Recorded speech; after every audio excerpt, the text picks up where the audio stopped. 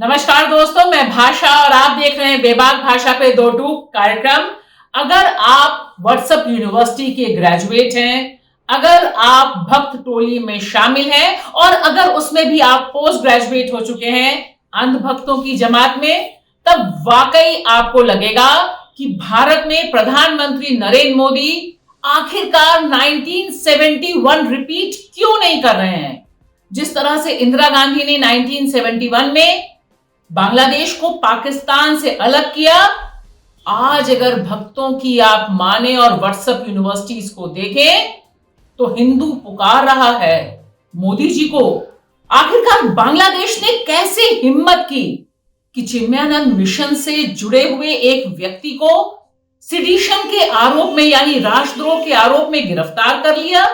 इतना बड़ा अपराध कर दिया बांग्लादेश ने, और देखिए ये बेचारे प्रधानमंत्री नरेंद्र मोदी चुप बैठे हुए हैं।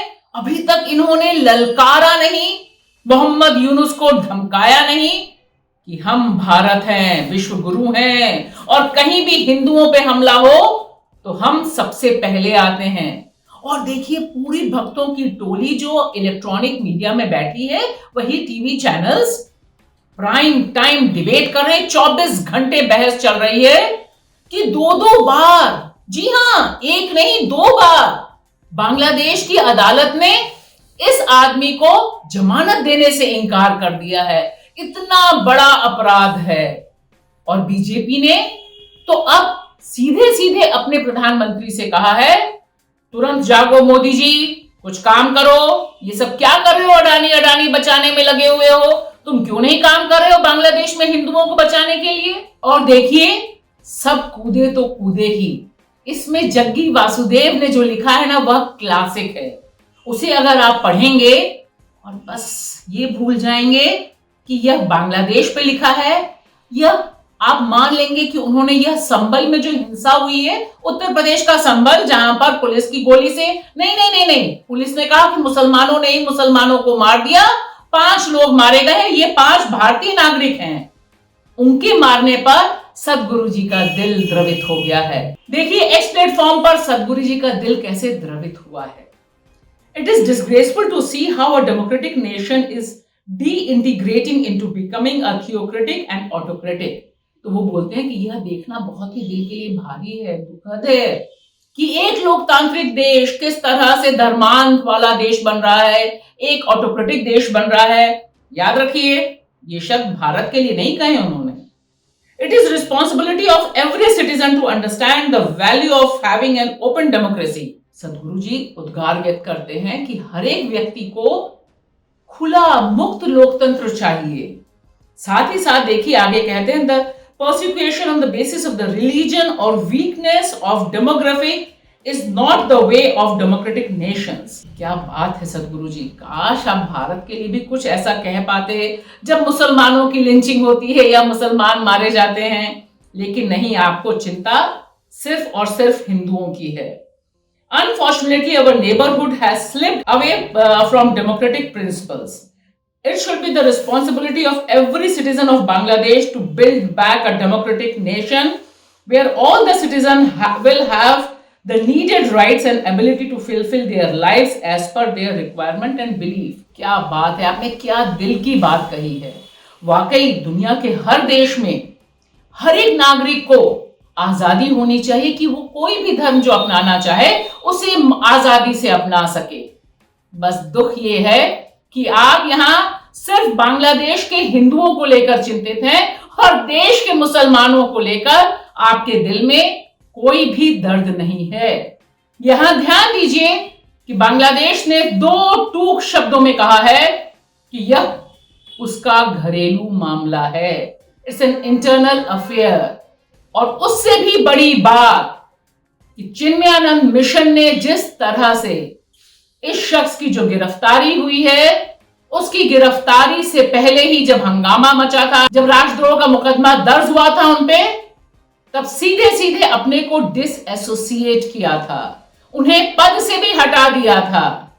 लेकिन भारत है तो सब कुछ मुमकिन है। देखिए चिन्मय प्रभु के मामले में जो खबर है वह खबर यह है कि 31 अक्टूबर को राष्ट्रीय ध्वज का अपमान करने पर देशद्रोह का जैसे ही उन पर केस दर्ज हुआ, इस्कॉन ने उन्हें संगठन के राष्ट्रीय प्रवक्ता पद से निकाल दिया।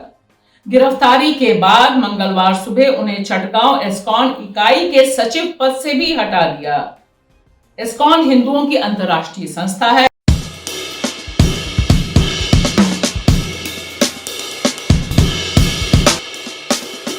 और जो भारतवासी इस समय इस्कॉन को लेकर, इस्कॉन के चिन्मय प्रभु पर जो हमला हुआ है, जिस तरह से उनकी गिरफ्तारी हुई है, उसको लेकर चिंतित हैं, उन्हें इस्कॉन की यह प्रेस रिलीज जरूर पढ़नी चाहिए। क्योंकि इस समय भारत के भक्तों को लग रहा है कि बांग्लादेश के सारे हिंदू भारत आने को तैयार हैं और इस्कॉन भी अपना पूरा दल बदल लेकर भारत में आ जाएगा।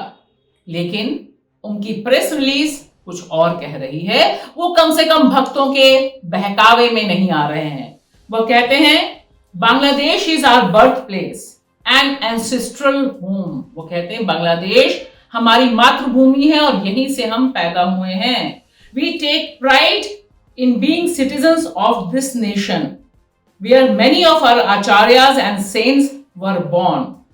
As citizen we are committed to peacefully collaborating with both current and the future governments of Bangladesh and we demand justice।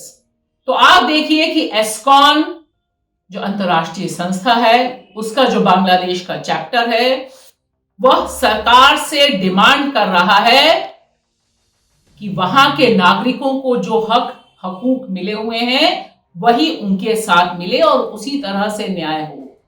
लेकिन भारत में जो लोग पूरी की पूरी नफरत की खेती करते हैं, उन्हें लग रहा है कि बस मोदी जी पैराशूट लेकर जाएं, बांग्लादेश के ऊपर कूदें और इस्कॉन चिन्मय प्रभु को उठाकर सुरक्षित जगह ले आएं या फिर बांग्लादेश के खिलाफ युद्ध छेड़ दें।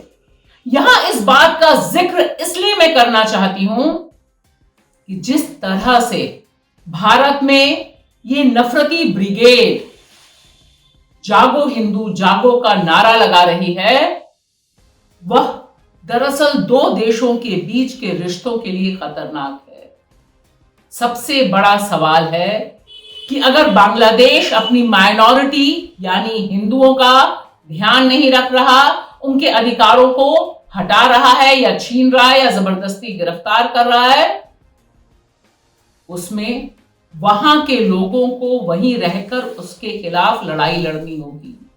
ठीक उसी तरह से जैसे भारत में जो यहां की सबसे बड़ी माइनॉरिटी है, मुसलमान, जो लंबे समय से निशाने पर हैं, उन्हें भी यही चीज दोहरानी पड़ती है और पड़नी चाहिए कि भारत में ही हम पैदा हुए हैं, ये मिट्टी ही हमारा दस्तावेज है और यहीं पर चाहे योगी हो या मोदी, उनके खिलाफ ये लड़ाई करेंगे और अपने डिमांड्स, अपने राइट्स लड़के लेंगे। लेकिन अगर हम इस्लामोफोबिक हो जाएं या हिंदूफोबिक हो जाएं, दोनों देशों के लिए खतरनाक नजीर होगी, खतरनाक एग्जाम्पल होगा। शुक्रिया।